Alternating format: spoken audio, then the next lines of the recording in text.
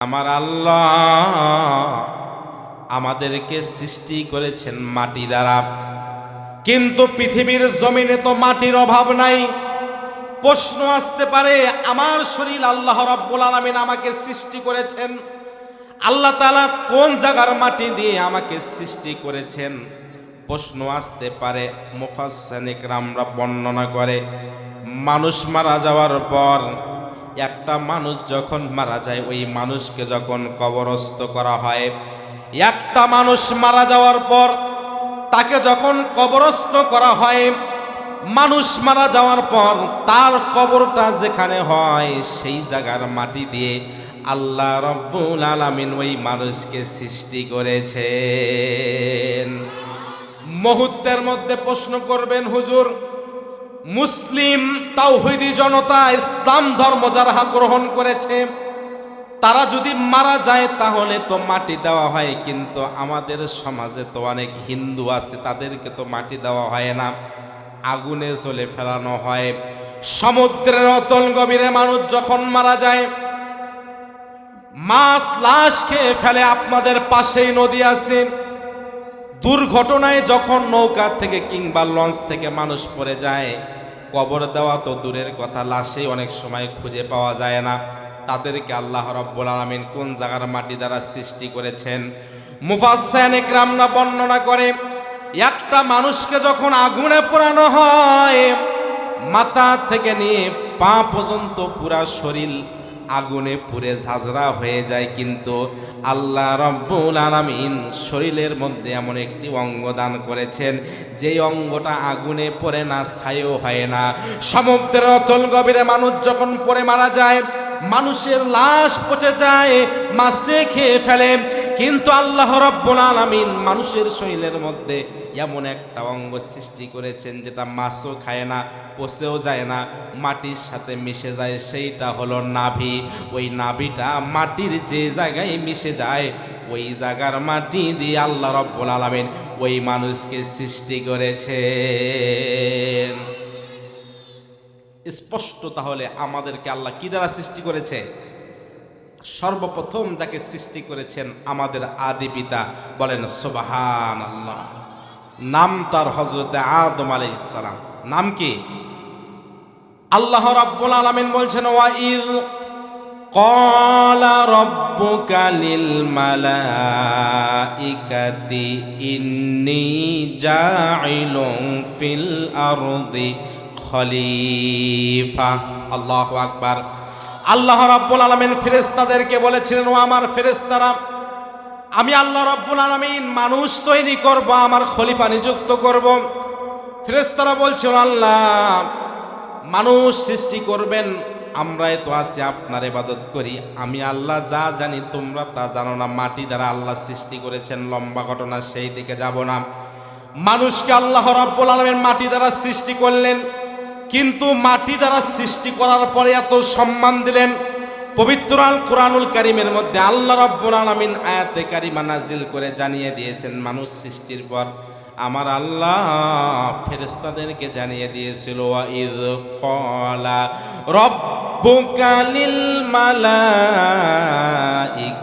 ইসজুদু লি আদম। জবান সুবহান আল্লাহু আকবার।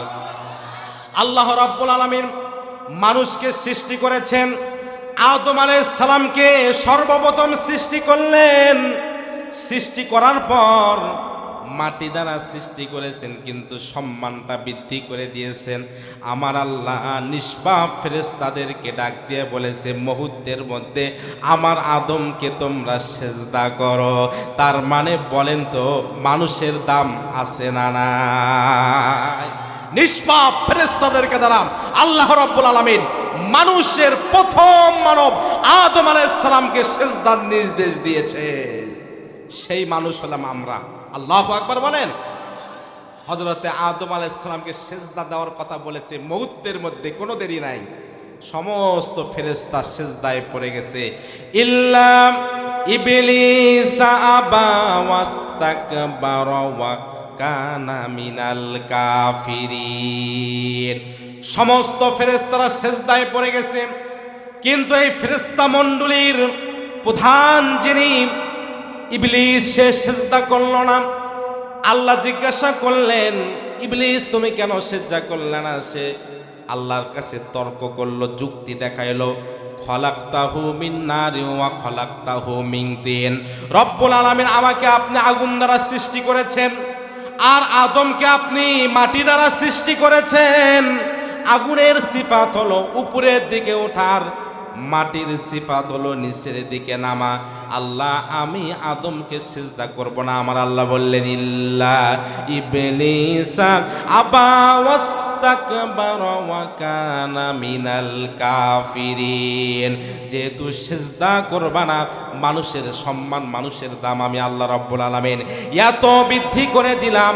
মানুষকে সিজদা না করার কারণে ইবলিস তোমাকে আমি আল্লাহ রাব্বুল আলামিন কাফের ঘোষণা করলাম।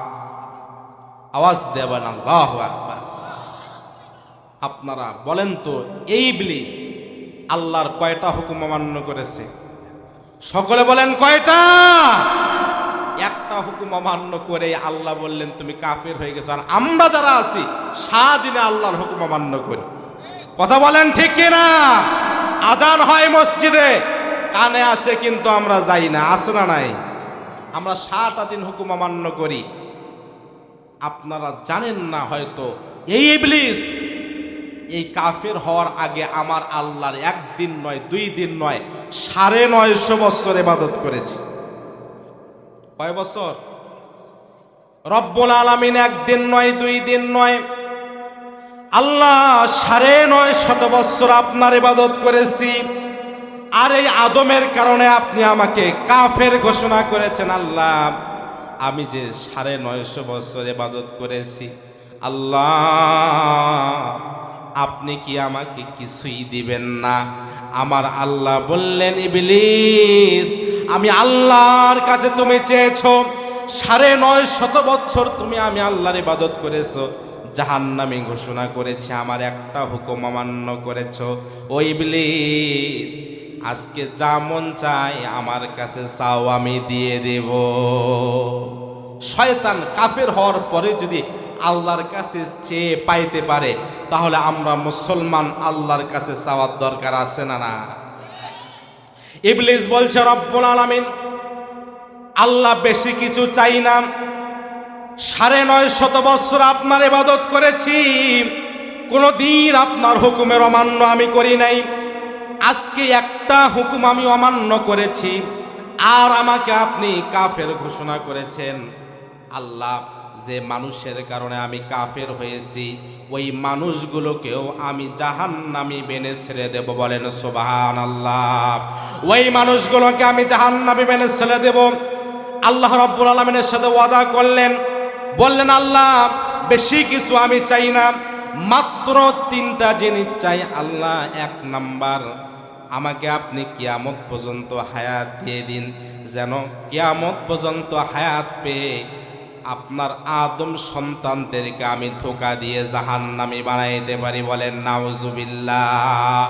আমার আল্লাহ বললেন কিয়ামত পর্যন্ত হায়াত দিয়ে দিলাম।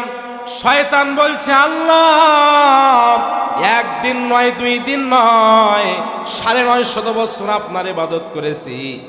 আল্লাহ 2 নাম্বার চাওয়া হলো আদম সন্তান পুরুষ হবে, মহিলা হবে, বিবাহ হবে, বংশ বিস্তার হবে, সন্তান হবে। আমার তো সন্তান বানানোর কোনো বুদ্ধি নাই, এই জন্য 2 নাম্বার শক্তি আল্লাহ আপনি আমার ডান উরুতে পুরুষ লিঙ্গ দিয়ে দিন, বাম উরুতে মহিলা লিঙ্গ দিয়ে দিন। আমি 2টা একত্রিত করব, আর আমার সন্তান বের হতেই থাকবে। বলেন নাউজুবিল্লাহ। আল্লাহ রাব্বুল আলামিন বললেন এটাও দিয়ে দিলাম। আল্লাহ আর 10টা না, 5টা না, আর মাত্র একটা জিনিস চাবো, রব্বুল আলামিন আমাকে আপনি আরেকটা শক্তি দিবেন, যে আদমের কারণে আমি কাফের হয়েছি, জাহান্নামী হয়েছি। আমি জানো আদম সন্তানের রগের ভেতরে, রক্তের ভেতরে, মগজের ভেতরে, ব্রেনের ভেতরে ধোঁকা দিয়ে দিয়ে দেওয়া, যেন আমি যেন ডান পাশে, বাম পাশে, সামন পাশে, পেছন পাশে, রক্তের ভেতরে শিরায় শিরায় গিয়ে যেন আমি ধোঁকা দিতে পারি। এই শক্তি আপনি দিয়ে দিন। আমার আল্লাহ দিয়ে দিলেন। আদম আলাইহিস সালাম বলে, আল্লাহ কিয়ামত পর্যন্ত আমার সন্তানেরা পৃথিবীর জমিনে আসবে, এই শয়তান তো আমার সন্তানদেরকে কাফের বেনে ছেড়ে দিবে, গুনাহগার বানাইবে। আমার আল্লাহ বললেন, চিন্তা করো না, টেনশন করো না, এই শয়তান তোমার সন্তানদের রগের ভেতরে, রক্তের ভেতরে, মগজের ভেতরে, ব্রেনের ভেতরে, ডান পাশে, বাম পাশে, সামন পাশে, পেছন পাশে ধোকা দিয়ে গুনাহ করাবে। আমার বান্দারা 1 বছর, 2 বছর, 3 বছর, 4 বছর, 50 বছর, 60 বছর, 80 বছর গুনাহ করবে। কোনো দিন যদি আমি আল্লাহর কথা মনে বলে যদি আসমানের দিকে তাকাইয়া একটা বার শুধু আল্লাহ বলে ডাক দেয়, আমার বান্দার 60 বছর, ৭৪ বছর তামাম জিন্দেগির গুনাহ আমি আল্লাহ মুহূর্তের মধ্যে মাফ করে দেব।